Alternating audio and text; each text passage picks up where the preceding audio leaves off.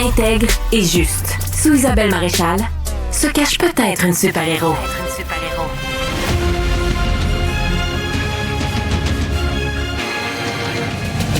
Isabelle Maréchal.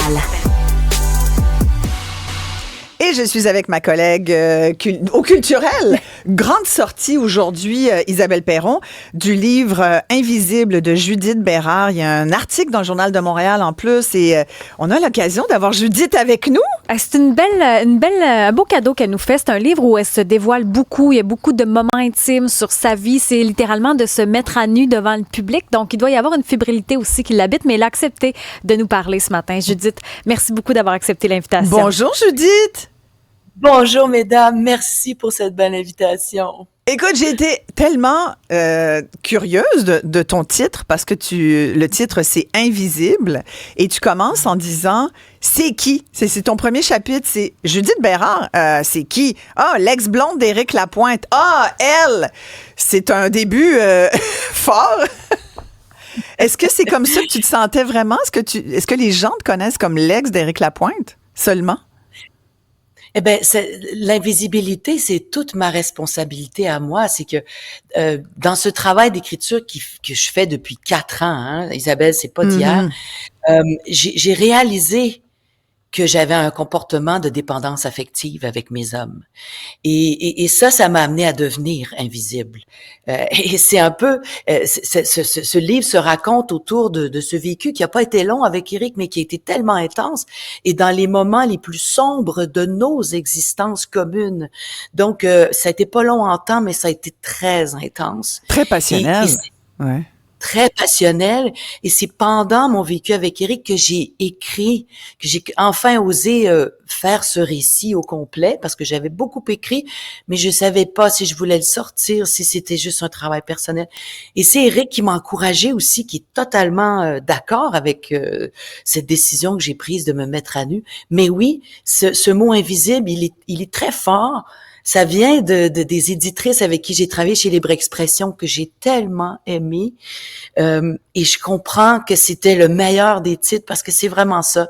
À chaque fois que j'ai aimé un homme dans ma vie, j'ai été derrière lui. Donc, l'ouverture du livre met la table parfaitement. À quel moment tu as eu le déclic où tu t'es dit « Je suis dépendante affective » parce que c'est le cas de plusieurs personnes qui nous écoutent ou dans notre entourage. On en connaît plein. Là, on est tous dépendants à quelque chose quelque part. À quel moment tu as réalisé que tu avais une dépendance affective? Vous allez rire, hein, mais la personne qui m'a vraiment mis sur la trace et la piste de la dépendance affective, c'est Ginette Renault. Parce que je travaillais avec elle, je terminais un album avec mon ex-conjoint. Je passais beaucoup de temps avec elle et Ginette est quelqu'un qui est extrêmement sensoriel, perspicace. C'est quelqu'un qui lit un peu les gens. Elle est un peu une bonne sorcière, très intuitive et elle aime bien provoquer quand elle voit qu'il y a quelque chose qui est pas dite.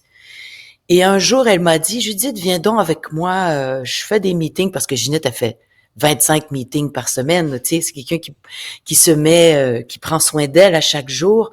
Et elle m'a dit, je fais une rencontre de dépendance affective, pourquoi tu viens pas avec moi?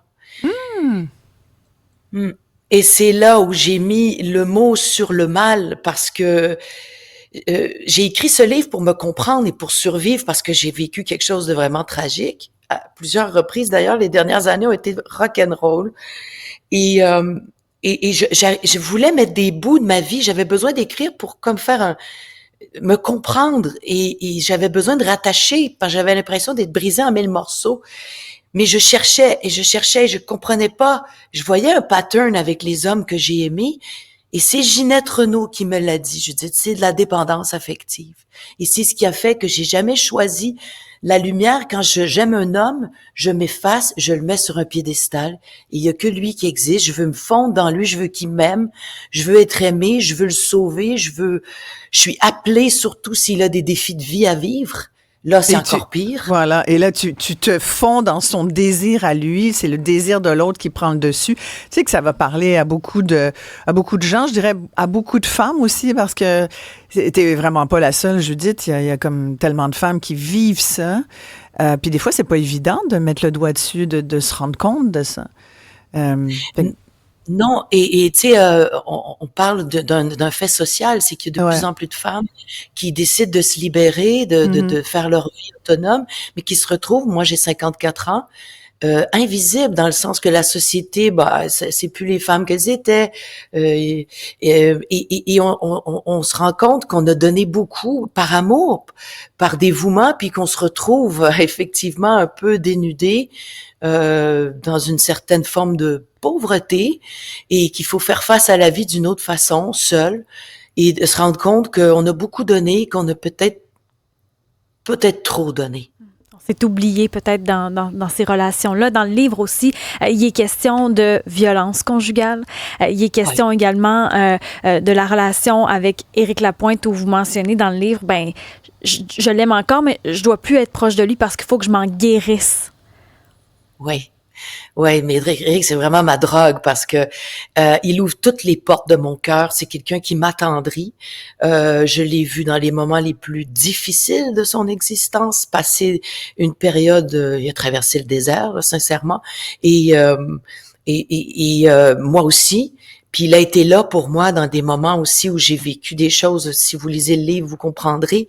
Donc je me sens liée. Faut préciser, Judith, violence conjugale, c'est pas avec Éric Lapointe, là. Juste pour être sûr Non, que personne ne parte là-dessus, là.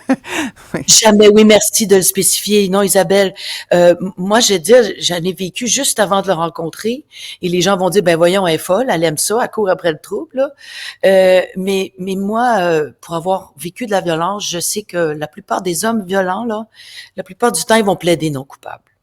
Et Éric a été le gars qui a dit, ouais, tout de suite, d'emblée, quand c'est arrivé, il a avoué que ce qu'il avait fait, c'était mal, qu'il regrettait, qu'il demandait pardon et de réparer son mal. Et il a prouvé, je pense, depuis ces 5 dernières années, que c'est un homme qui a fait un cheminement intérieur. Et pour avoir vécu dans l'intimité avec lui, c'est la personne avec laquelle je me suis sentie le plus en sécurité. Jamais Éric a posé un geste de violence sur moi. C'est quelqu'un d'une douceur. J'aime ça dire que c'est un cactus avec de la crème chantilly dedans, là.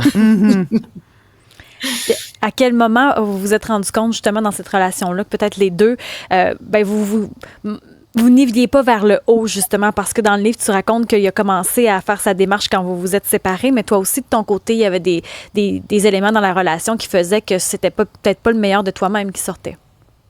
Oui, exactement. Je vivais vraiment en bipolaire parce que j'étais complètement appelée. Quand on parle de la dépendance affective, Éric est extrêmement touchant. C'est un artiste, donc il me fascine. C'est un poète, donc quand il t'arrive dans la chambre à 5 heures du matin avec sa nouvelle chanson, je me sentais tellement capable de le comprendre aussi. Ouais. Mais au niveau de ce qu'il était capable lui de me donner dans mes besoins affectifs, il était pas là. Et c'est un homme qui est aimé par beaucoup de femmes, on se le cachera pas. Et là-dessus, on est différents. Moi, je suis une femme qui a besoin d'avoir juste son homme à lui tout seul. Puis c'était pas le cas. Puis lui, il fallait le partager, c'est ça? Ben oui, puis quand j'écris à propos de ça, c'est vraiment, je me suis sentie à certains moments que j'étais Priscilla avec Elvis, là. Quand on parle des fans d'Éric, là, on rentre dans presque une secte, enfin, et je reçois des messages souvent de ces femmes-là parce que elles l'aiment d'amour, là. C'est très, très fort, ce lien qu'il a avec ses fans. Et oui, il a fallu que je m'en aille de là pour répondre à ta question parce que je me serais perdue, parce que je suis appelée, mais en même temps, je reçois pas les besoins que j'ai. Et je peux pas, je suis trop fragile en ce moment. Donc, j'ai Bob, le chien, qu'on a adopté ensemble. Est-ce que tu l'aimes encore?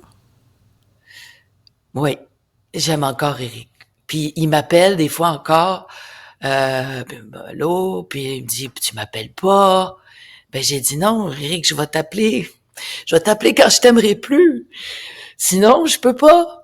Je vais retomber, je vais retourner, je sais que je vais aller te faire à manger, puis on va parler toute la nuit, puis je vais dormir dans le grand lit, puis ça va recommencer. Puis ça, c'est dur à faire, Judith. Quitter un gars qu'on aime. Vraiment. Tu sais, dont on est profondément en amour, mais qu'on sait qu'il n'est pas bon pour nous. Mais ça c'est dur à faire, ça. Hey, il y a tellement de femmes qui devraient acheter ton livre. Complètement. Ne serait-ce que pour ça, parce que... Mais t'es encore dans le processus, là, donc c'est encore... ça peut être long. Tu m'appelleras. Ça peut être long. Je suis en sevrage, Isabelle. Ouais. Je suis en sevrage, c'est le constat que je fais en ce moment, Ouais. cette écriture de... Tu sais, Virginia Woolf a dit quelque chose que j'aurais aimé dire et écrire. Il ne s'est rien passé tant qu'on ne l'a pas écrit. Ouais. Et ce livre, je l'ai écrit et ce travail d'écriture m'a changé. Maintenant qu'il est mis au monde, ça me change encore, je le sens, je travaille de l'intérieur. Et la réponse à ce constat de dépendance affective, c'est le sevrage pour le moment.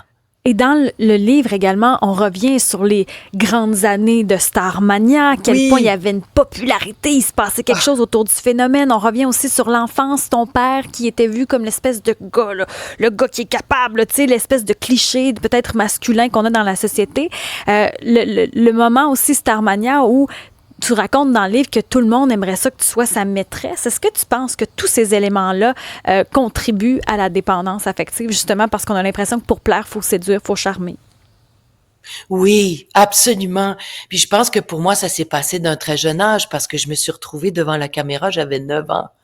Et comme j'avais un père absent, qui est un homme de son temps, hein, on parle des années 70, là, c'était pas mal, les hommes étaient pas à la maison, ils travaillaient, puis ils partaient, et je connaissais pas cet homme. Donc, quand j'ai commencé à faire de la télé, je me suis retrouvée devant des réalisateurs, dont, entre autres, Jean-Claude Lauzon, qui était un être extrêmement charismatique.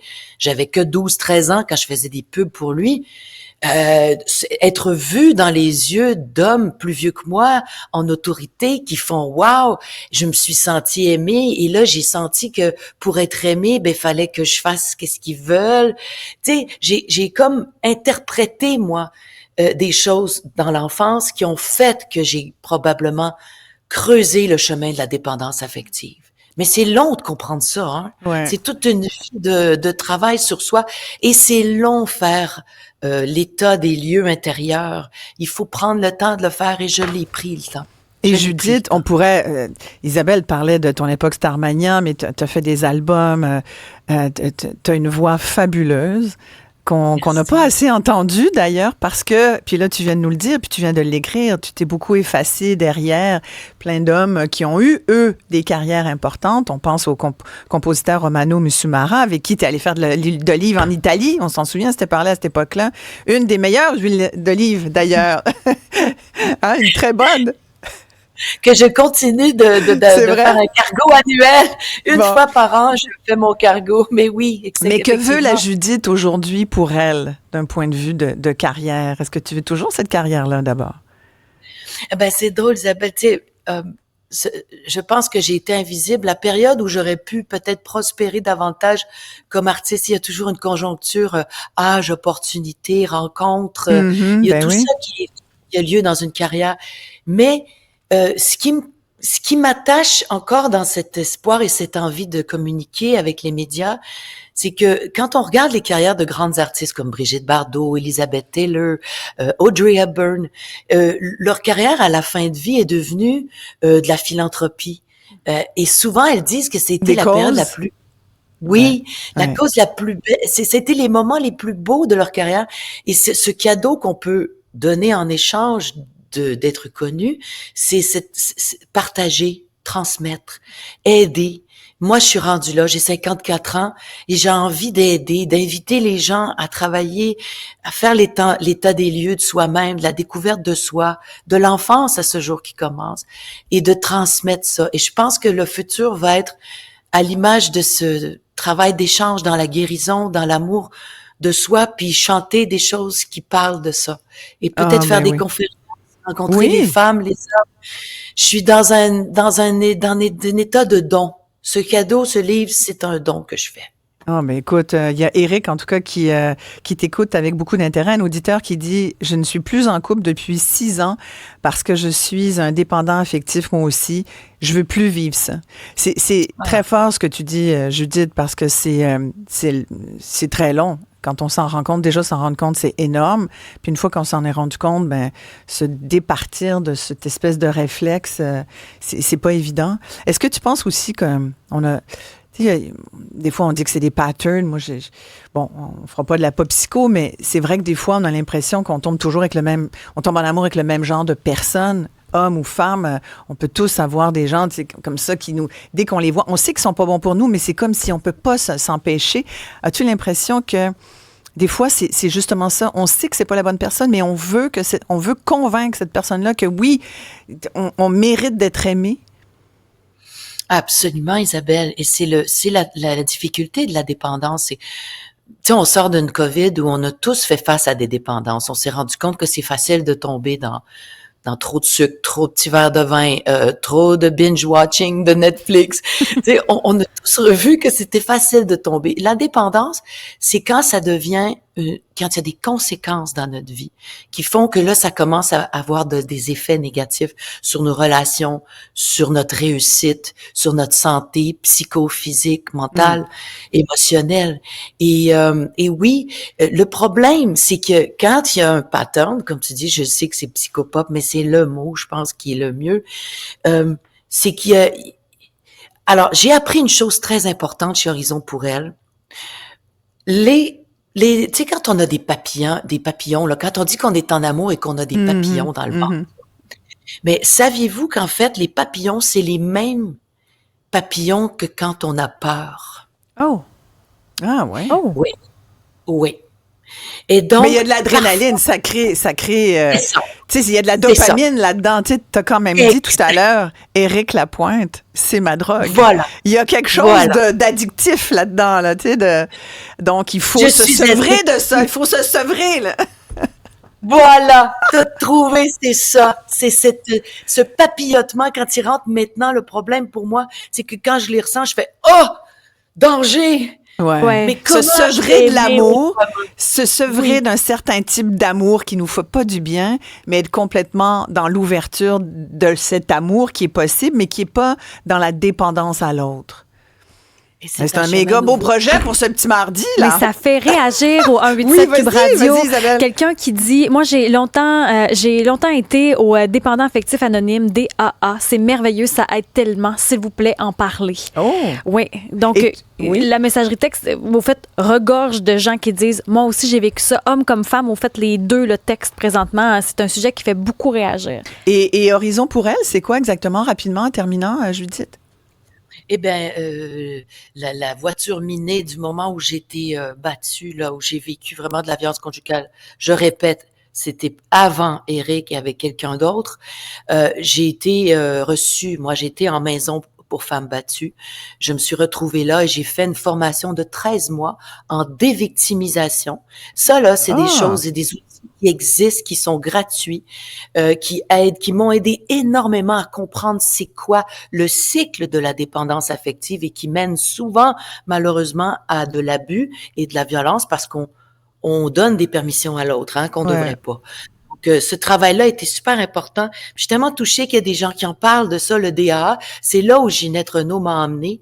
J'ai rencontré des personnes tellement belles, hommes comme femmes, et c'est important de le dire, la dépendance affective, il y en a autant chez les hommes que chez les femmes. Ouais. Et il faut en parler, c'est très difficile à vivre. Ça a l'air qu'éterne, on peut juger ça, mais non, pas du tout. Non, c'est bien réel. Je trouve que tu as l'air en paix malgré tout. Là. Oui. Je trouve qu'il y a une espèce de sérénité quand t'en parles. Je trouve ça beau. Et je la trouve magnifique. Vraiment. T'es tellement belle, en plus. Je sais pas comment tu fais. Ça doit être l'huile d'olive.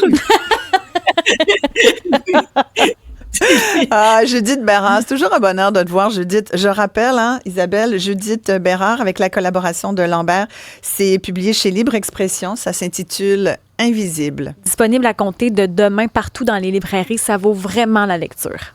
Merci beaucoup, Judith. Merci, puis tu reviendras nous voir en studio dès que tu peux. Invitez-moi, ça va me faire tellement plaisir. Merci beaucoup. Bye bye.